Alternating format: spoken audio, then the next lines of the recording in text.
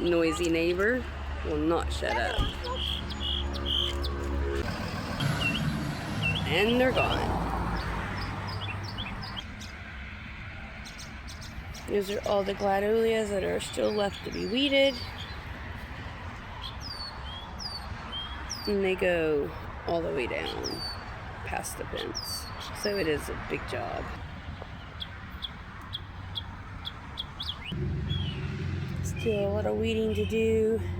I call it Creepin' Charlie, but a lot of violets in Creepin' Charlie, and the soil is kind of damaged here. Peonies, or peonies, however you want to call them. Coropsis or tick seed, and it's a yellow flower. It has like a burgundy center or a burgundy outer edge to it. It's the strawberries. They're doing really well. They actually didn't produce very well last year, so I was very surprised to see them do so very well this year.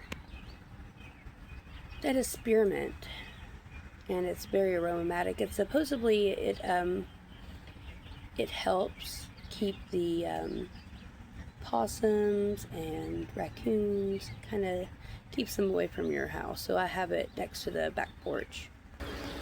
And then we have the irises, which are in bloom. Can't recall the name of the tall one there in the back. But we have a lot of daisies, black-eyed Susans, tick seed, Indian feather, purple coneflower, and then of course yarrow. More gladiolus popping up. The dahlia should be popping up soon, and I usually take those and that's how I recognize my position of what's popping up through the ground, my marker.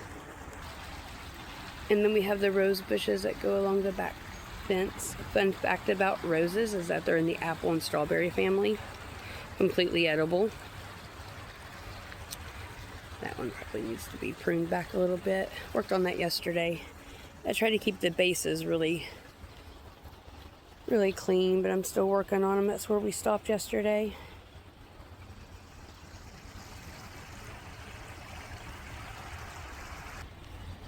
Lilies, and I have a pretty big row. They usually typically do very well. I did not separate them, so I have a bunch that are fighting for space, so they got to be separated. They say you can do it while they're in bloom, but I don't know if I want to risk it. And then of course more gladiolus. And I will have a whole row once they're slowly popping up, but a whole row goes behind the irises as well. And then all the way down the fence line, more gladiolus. That's typically my whole Sunday is spent to weeding the flowers. But I enjoy it. And that is blackberry. And then I've got some just standard Easter lilies. This is a butterfly bush, and I'm ready to take the marker out actually. If you love butterflies, I do suggest these come back every year.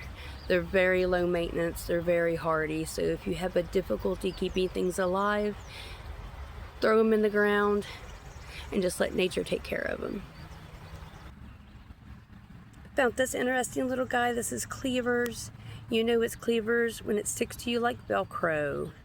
As you can see, all the little stickers, little fuzzies coming off of it, those stick to you. It's also known as poor man's asparagus.